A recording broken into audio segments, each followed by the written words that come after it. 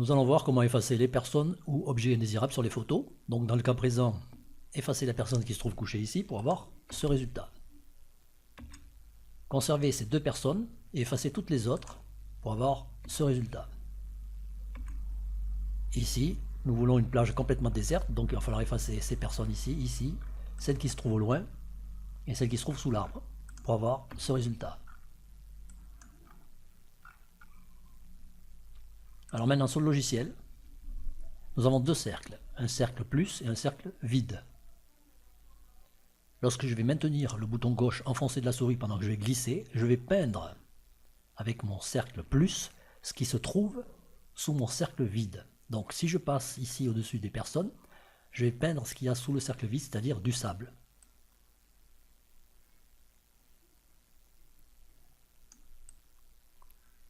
Voilà. Alors mon cercle vide, il aurait pu être de l'autre côté, à gauche ou en haut, en bas, et le diamètre aurait pu être différent.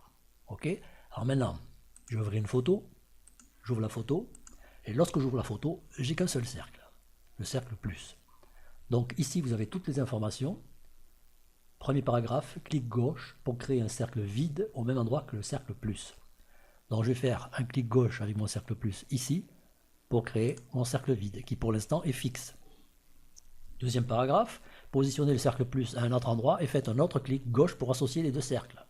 Donc je vais faire un autre clic ici et maintenant j'ai mes deux cercles associés. Et je vais donc pouvoir peindre comme je l'ai expliqué juste avant, ici. Voilà. Voilà. Voilà, je suis un peu trop loin. Voilà.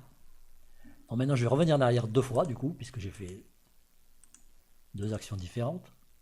Et là, je vais, paragraphe 3, touche échappe ou clique sur le bouton désassocier pour supprimer le cercle vide.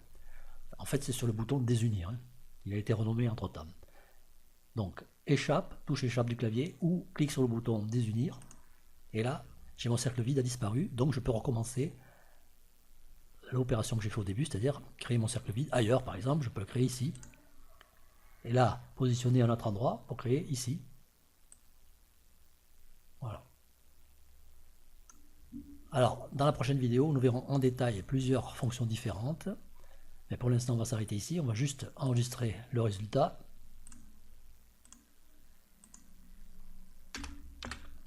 Par défaut, c'est JPEG, mais vous pouvez choisir une autre extension.